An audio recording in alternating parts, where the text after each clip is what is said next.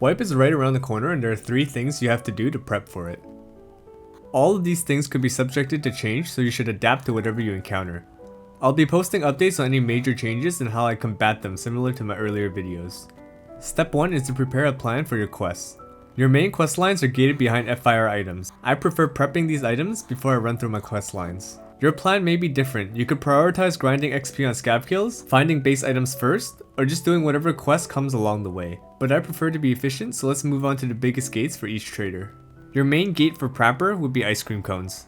60 rounders are actually pretty hard to find, and ZB14 on woods is fake news. Killing Tagilla and Killa are the most consistent ways to get these. If you have troubles fighting bosses, then your best option is to craft them in your hideout. Make sure you place your kek tapes in your prison pocket early game. Therapist is a little more complicated. You'll be gated by Salewa, morphine, and gas analyzers. Salewas can be found in any med spawns, so you can check Map Genie for those. Now while you're looking for Salewas, you'll also encounter hemostats, morphine, syringes, and pile of meds. You should keep all of these, as pile of meds and syringes are used to build Med Station 1, which can craft Salewas. If you have EOD, you'll start with hemostats. These are more important than your life because they're used to craft Salewas, so if you do use them, make sure you keep them at 1 out of 3. Gas analyzers can be found at tech spawns. Again, check mapgenie.io if you need help, link will be in the description.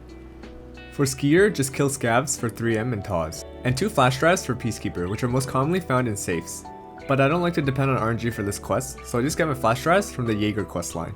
Mechanic gates are a bit later on, around level 20ish with my strategy, so I don't worry about it too much. But if you reach there before me, then all of these items can be found in tech stores on Interchange. All of Ragman's gates are off scav kills. You can't find these items consistently elsewhere. Jaeger, which is the most important trader in my opinion. His main gates are 3 Iskra ration packs, 2 Amelia rag croutons, and 2 cans of large Tushanka. All of these can be found at the back of Goshan and in the square weapon boxes around the area.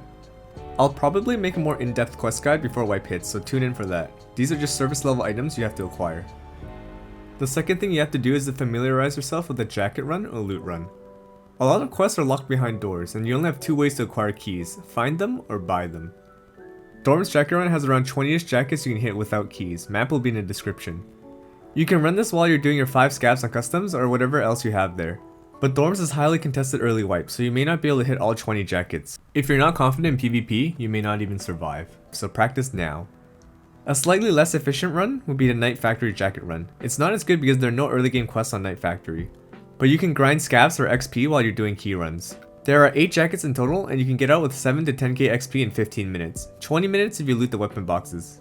For loot runs, there are plenty of stash running guides you can find. I'm personally not a stash runner because it's something you have to go out of your way to do. It's not efficient when it comes to questing, so you use that as a last resort. For safe money runs, you can check out my Interchange or Lighthouse guides. Lighthouse may be highly contested because it's being updated, so adapt as you see fit. Finally, the most important thing you have to do is to get used to firing level 1 and level 2 trader guns. The gap between whatever MK47 build you're shooting right now to what you'll have on wipe day is massive. Plan your early wipe gun builds and practice with them now.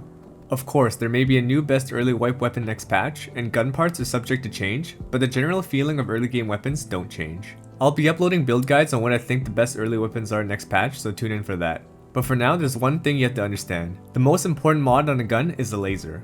With early game guns, point firing full auto with a laser will always be more advantageous at close ranges than whatever recoil mods you can add onto your gun. So do everything you can to slap a blue laser on your weapon. Proper level 1 AK-100 series polymer handguard is a good example. It'll fit your PP-19s and your AK-74s for bear. And for USEC, a KAC RIS from Peacekeeper 1 will fit your M4s. Unfortunately, nothing for the MP5. Recoil mods are mainly for longer range fights. A laser will help you a lot more for CQB. Here's a recoil comparison between a fully modded AK-74 with level 2 trader parts up against nothing but a laser. Seems good enough to me for under 10k rubles. Shotguns are also great options early wipe due to their insane flesh damage. A lot of players don't have access to CMS or surf kits early wipe, and only shitty 60-second painkillers that slash hydration, so getting their legs blacked is a death sentence. You can run half durability MP153s off of scavs. I've had multiple guides for this gun, so check those videos out. Or run what I like to call double barrel. One in your hands, one on your back. So you can quick reload through your menu and have 4 shots. No one has face shields early wipes, lower recoil SMGs are going to be very strong. Try to get your hands on PP-19. It's lower RPM than other SMGs but has level 1 trader options for a laser. For SKS lovers, once you hit Jaeger level 2, you have options to add a laser to your SKS. Or just drop the SKS completely and run the 357 Rhino. Magnum FMJ has the same stats as 762 PS and opens up 2 primary slots for loot. I hope this was informative. Drop a like if it helped, subscribe for more content like this one, comment below to share your own strategies. Check me out live on Twitch, I'll be streaming most of my early wipe. Thanks for watching.